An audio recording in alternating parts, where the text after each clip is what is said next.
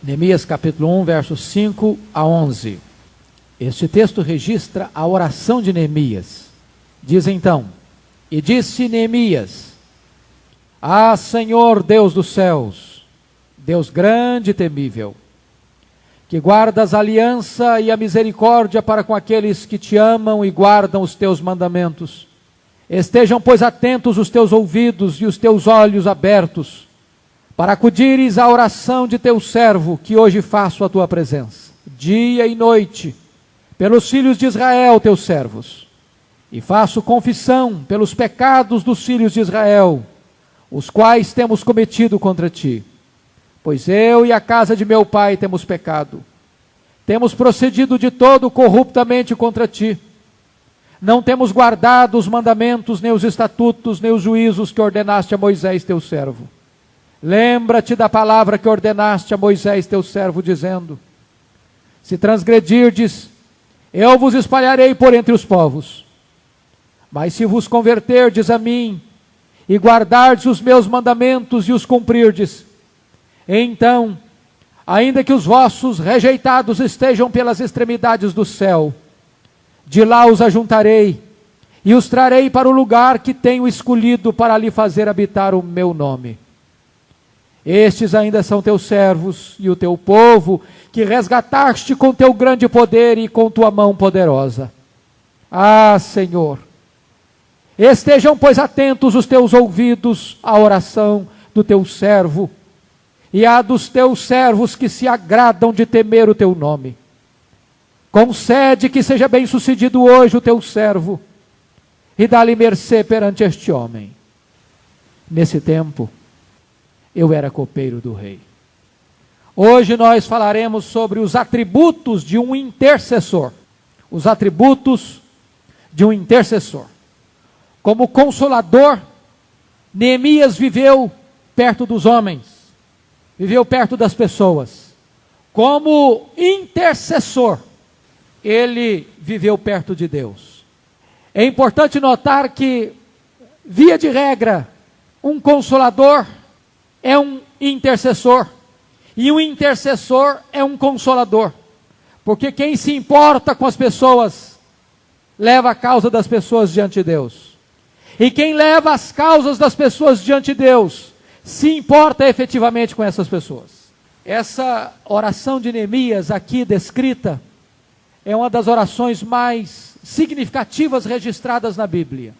Ela contém os grandes pontos de uma principal oração. Ela tem adoração, ela tem petição, ela tem súplica, ela tem confissão, ela tem intercessão. Se vocês notarem, ela segue de certa forma o mesmo padrão da oração modelo que Jesus Cristo ensinou à igreja. Ela começa adorando a Deus, ela faz súplicas a Deus, ela confessa a Deus os seus pecados, e ela tem intercessão intensa diante de Deus pelo povo. O que é, na verdade, um intercessor? O intercessor é alguém que leva uma causa de uma pessoa necessitada ao Deus que está sentado no trono, de uma pessoa profundamente carente da intervenção divina. Então este alguém se torna um reparador de brechas e entra junto ao trono da graça e defende esta causa da pessoa diante de Deus. Vou ilustrar isso. Na Grécia Antiga, na cidade de Atenas, Ésquilo acabara de ser condenado à morte pelos atenienses. Estava para ser executado. O país estava em guerra. O irmão de Ésquilo, Amintas, era um herói de guerra. E estava no campo de batalha, defendendo a sua cidade e o seu país.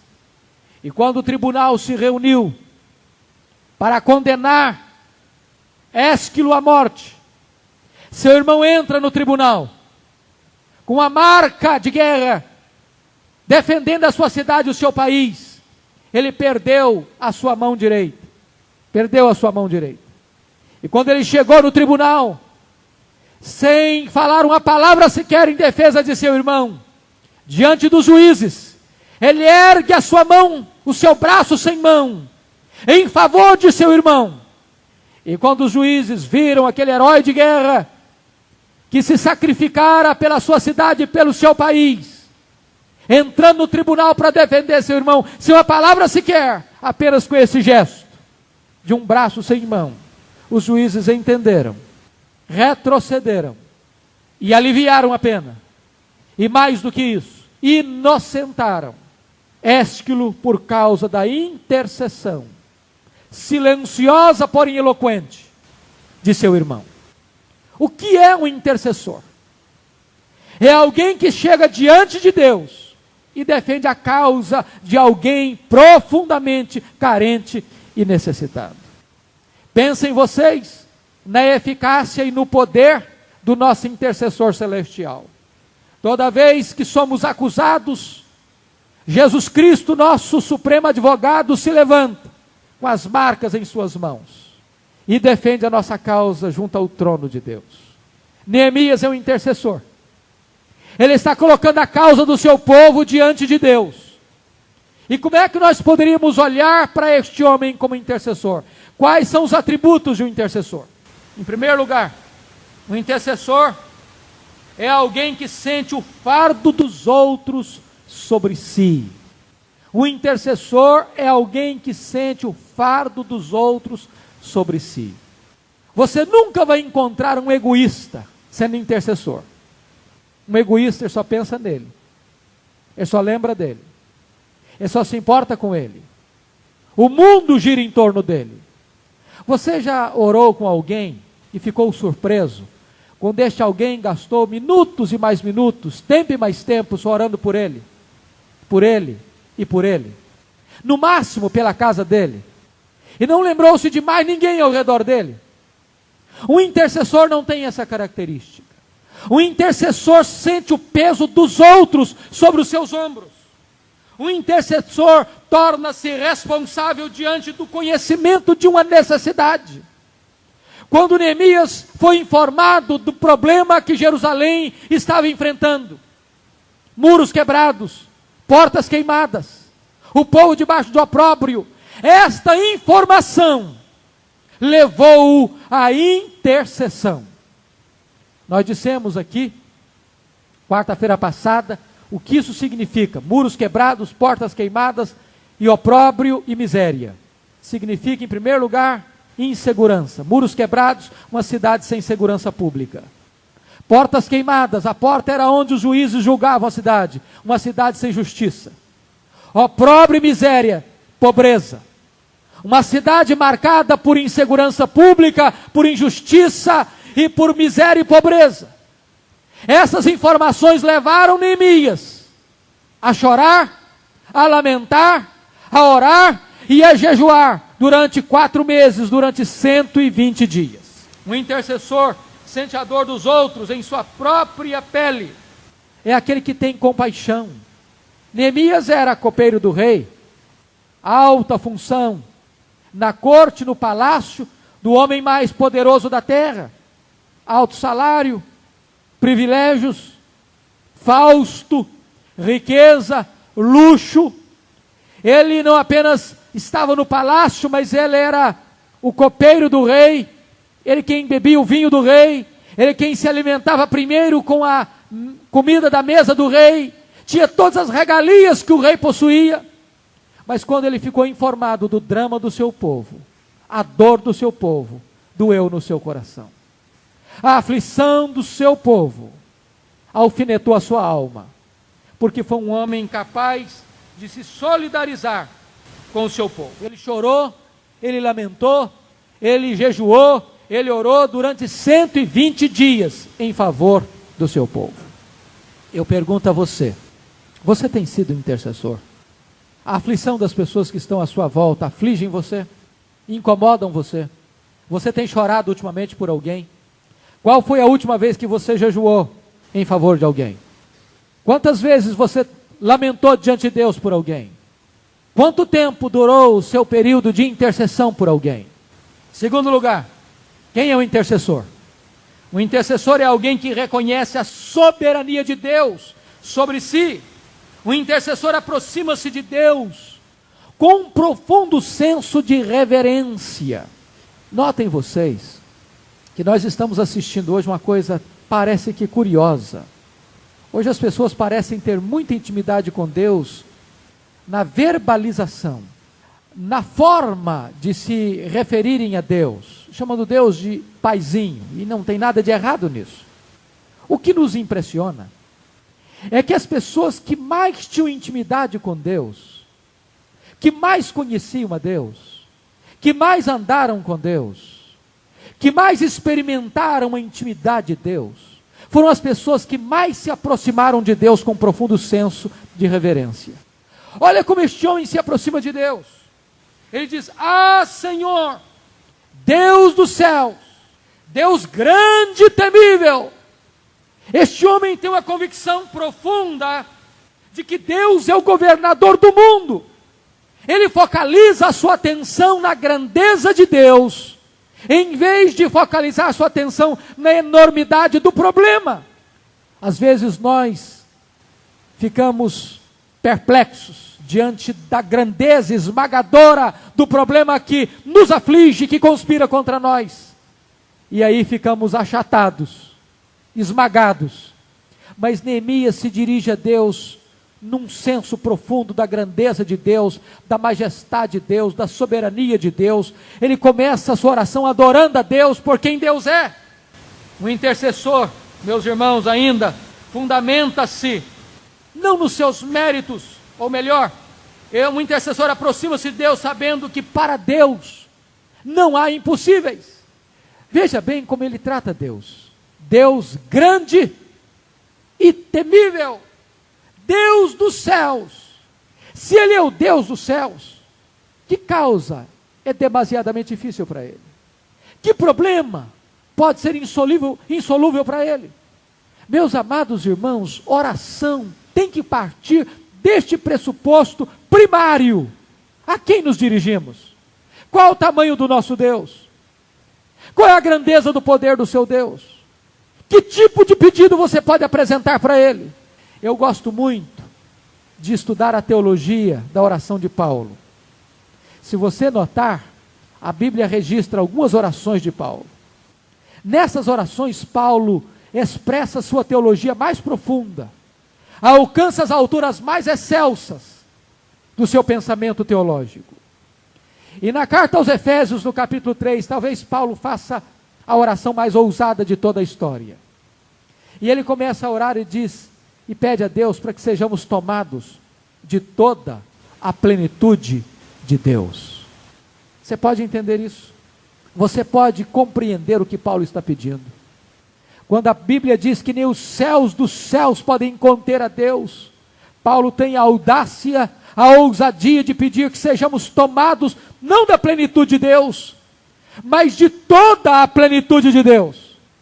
E quando você pensa que Paulo estava como que num delírio teológico, ele diz, ora, aquele que é poderoso para fazer infinitamente mais. Não há limites em Deus, não há nada que Deus não possa fazer.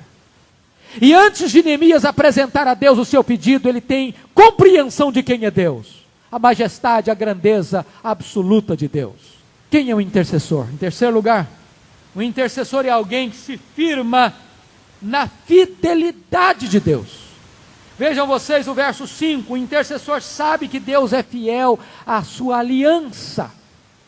Ele diz que guardas a aliança e a misericórdia para com aqueles que te amam e guardam os teus mandamentos. Que aliança é essa? Deus firmou com você uma aliança eterna, meu irmão, minha irmã. Uma aliança eterna, de ser o seu Deus, de você ser o seu filho. O Deus eterno fez uma aliança com você, de abençoar você, de guardar você, de sustentar você, de proteger você, de abençoar você com toda a sorte de bênção, de estar com você em todos os momentos, de nunca abandonar você, de nunca rejeitar você, de segurar você pela mão dele, de conduzir você em triunfo, de receber você na glória. Deus firmou com você esta aliança. Ele é fiel a esta aliança.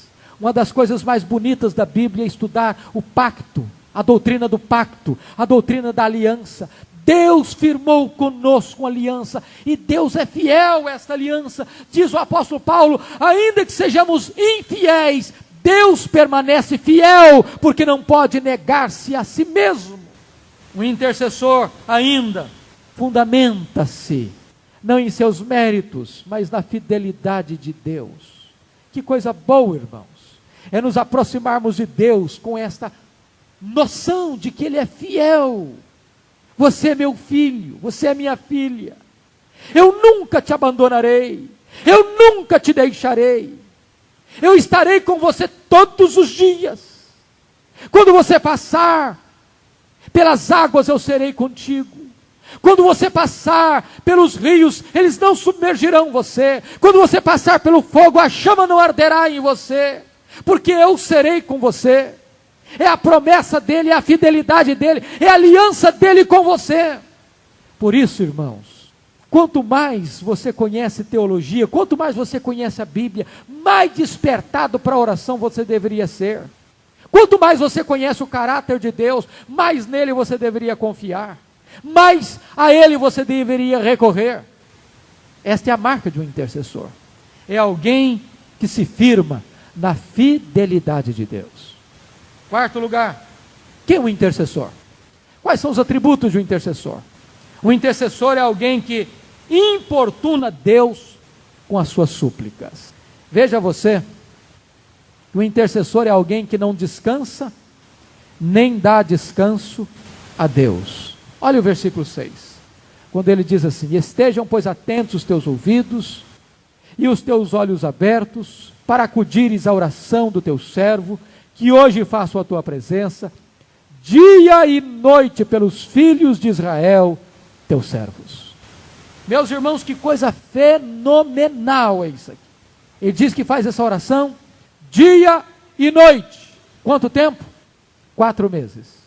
4 meses, 120 dias de oração, jejum, pranto, choro, lamento, colocando a causa do povo de Deus diante de Deus de dia e de noite, insistindo com Deus, batendo a porta da graça de Deus.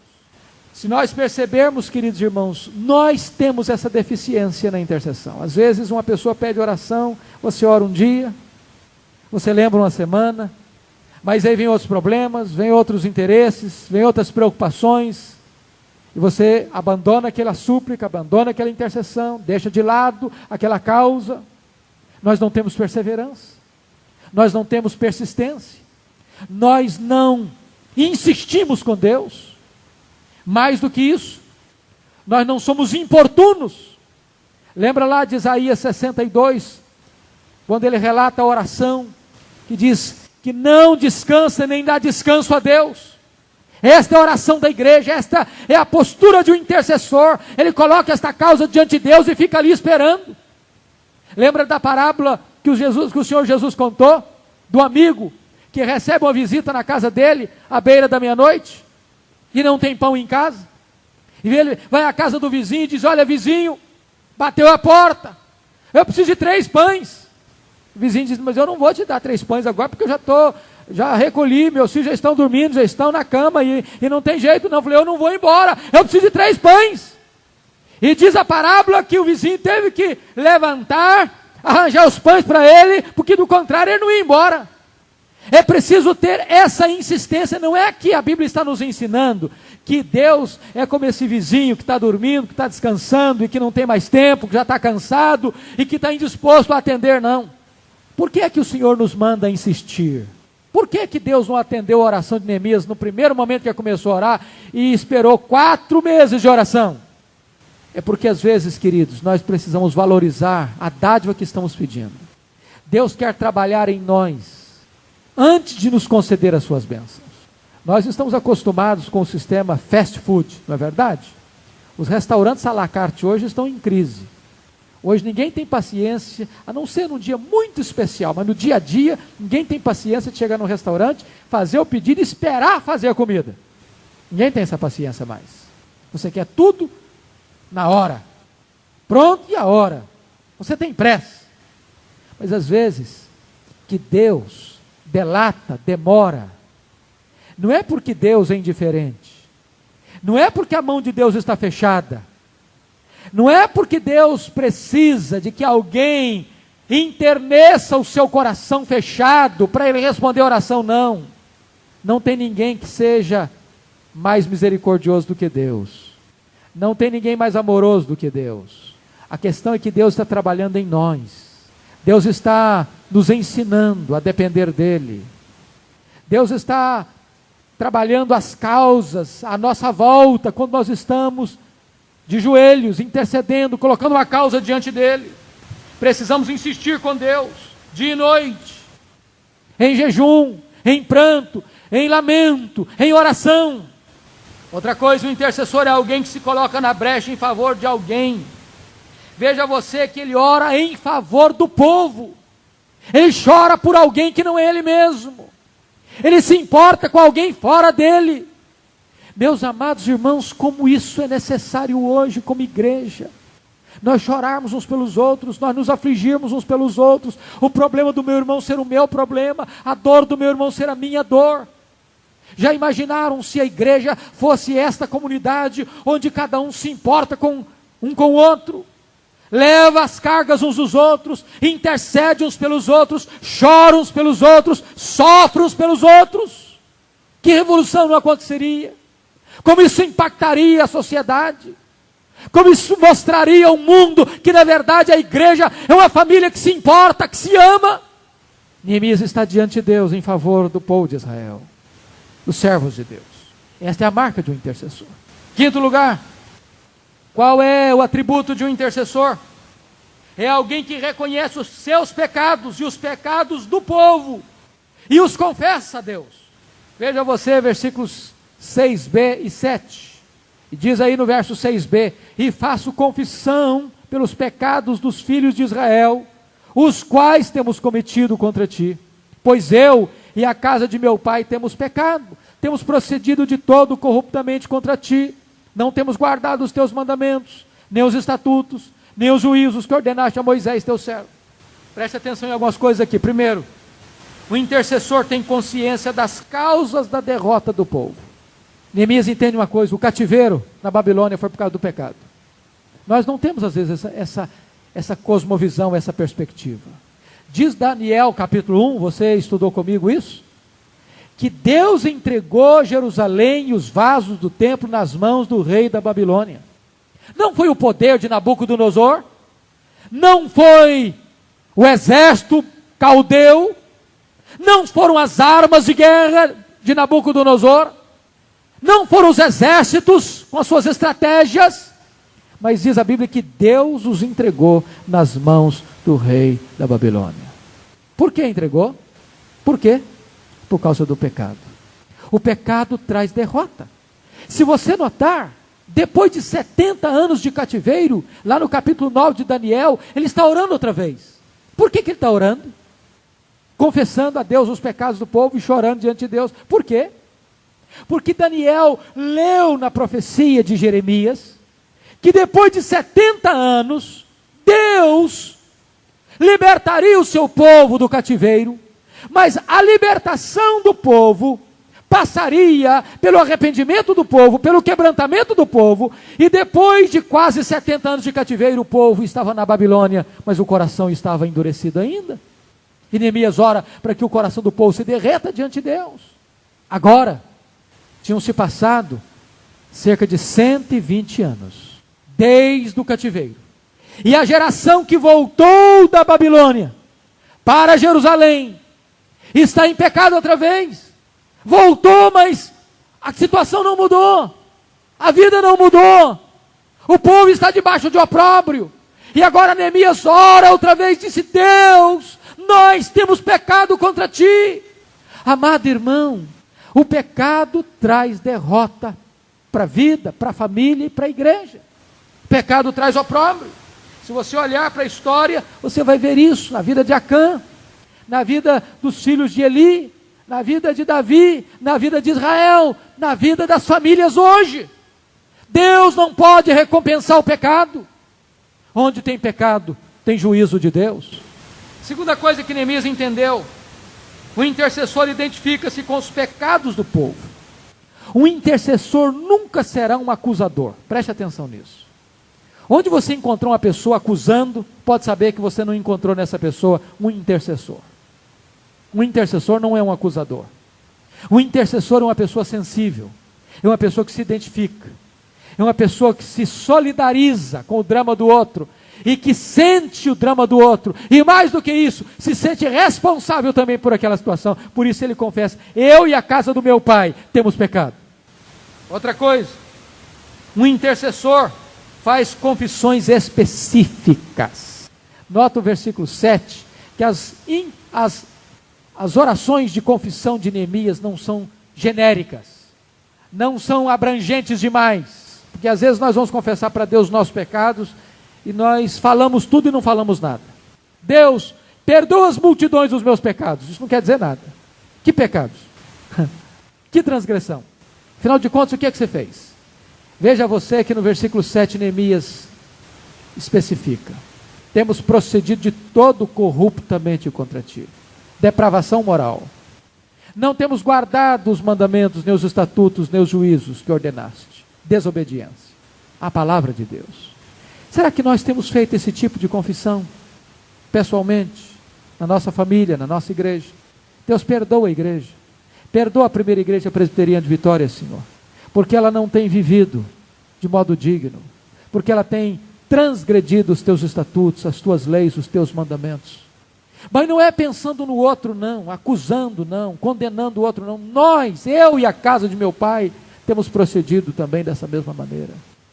Quem pode se aproximar do Deus Santo sem ter profunda convicção de pecado? Para mim, uma das coisas mais instrutivas é o livro de Isaías.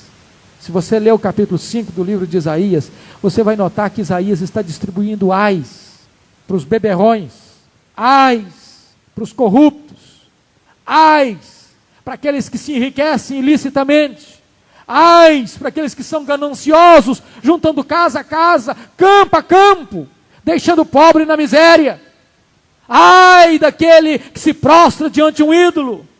Aí ele entra na casa de Deus, contempla Deus assentado no trono, santo, santo, santo, e agora ele então diz: ai de mim, eu estou perdido. Enquanto você não contemplar a santidade de Deus, você só vai ver o pecado dos outros, mas não o seu próprio pecado.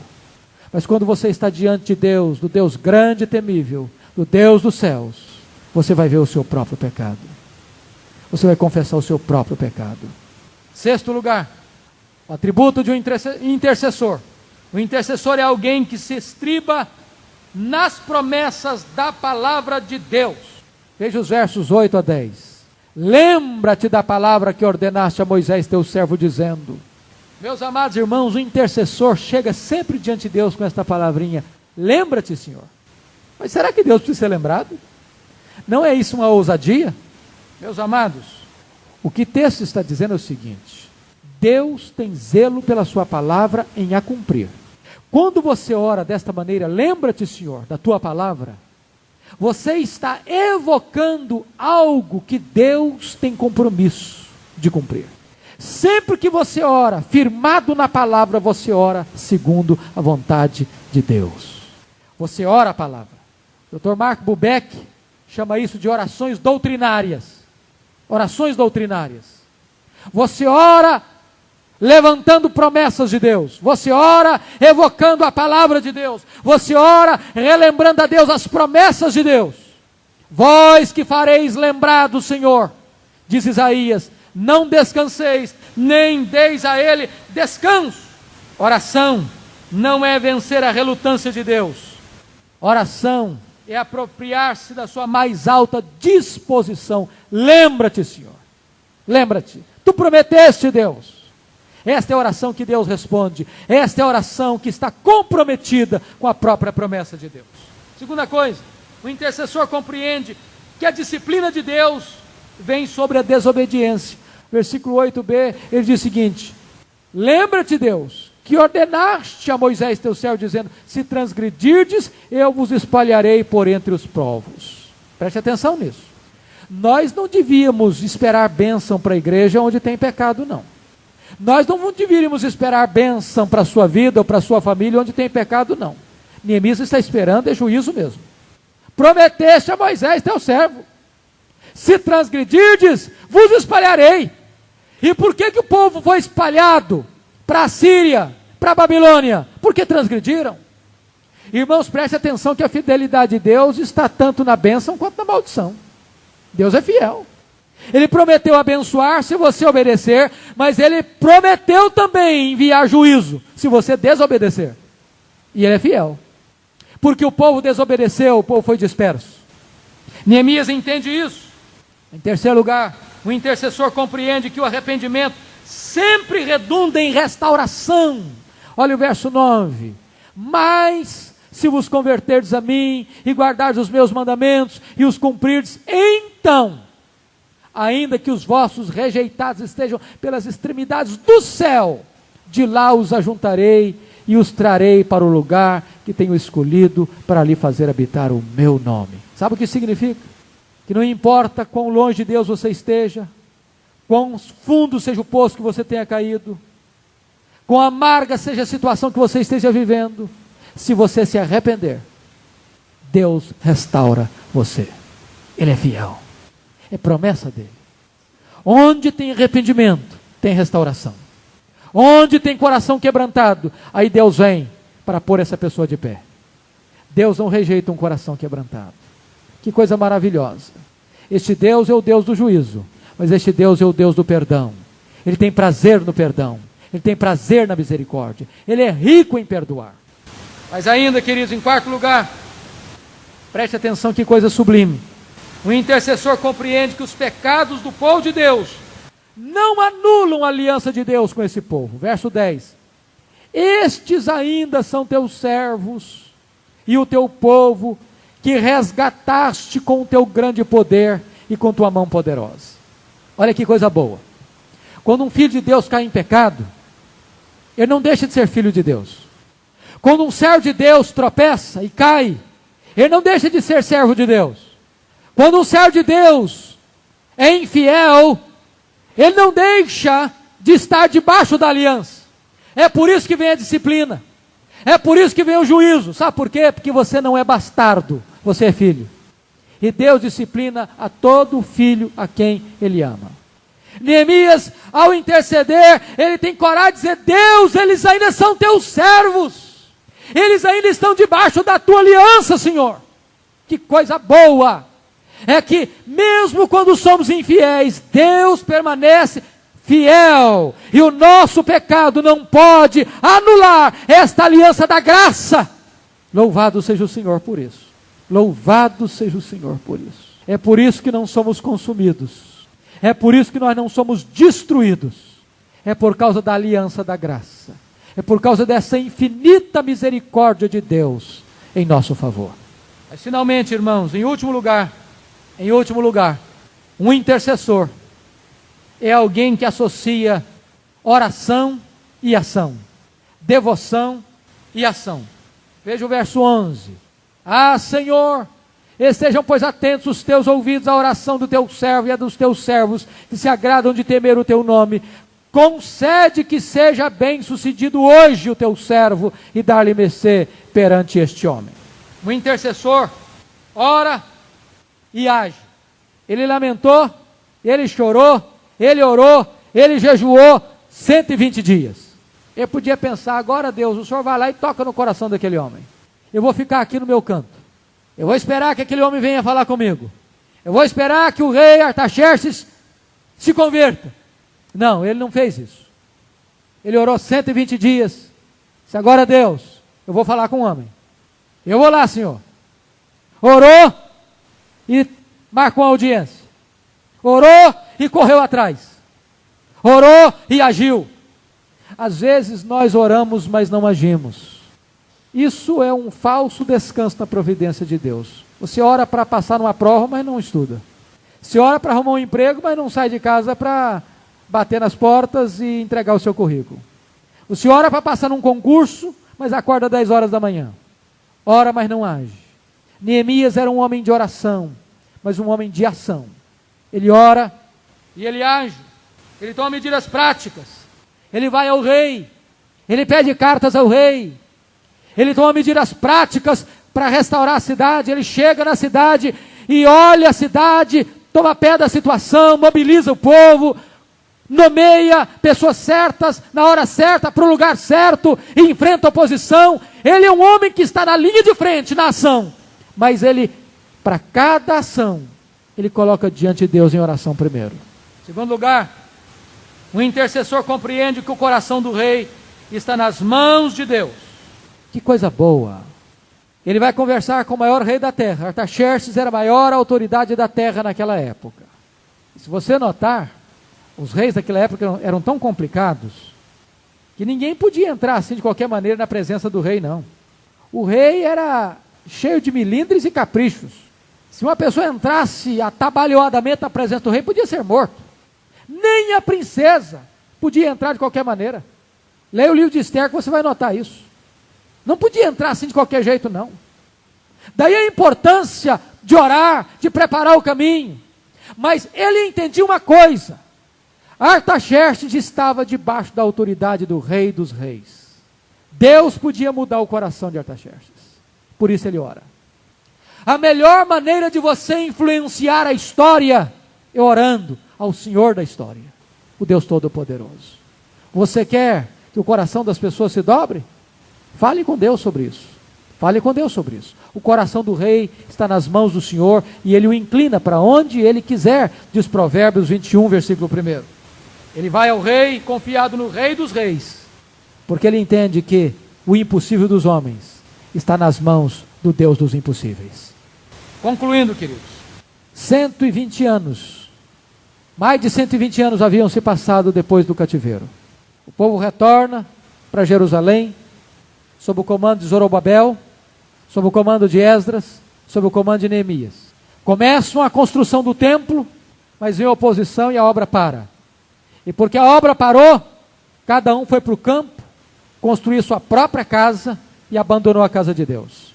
Os levitas não podiam se sustentar porque o povo reteve os dízimos. A casa de Deus ficou desamparada e Jerusalém se tornou a cidade despovoada. A cidade de Deus, a casa de Deus, cheio de monturos, de entulho, era uma obra, parece impossível de ser feita.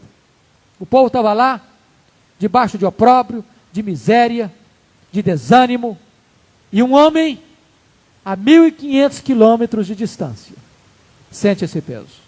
Fala com Deus acerca deste problema. Era um problema insolúvel, que se arrastava por décadas e décadas. Mas alguém olha para esse problema e disse: vou falar com aquele que tem todo o poder. E ele colocou esta causa diante de Deus e se colocou nas mãos de Deus para ser a resposta para a solução do problema. E Deus agiu, e Deus respondeu.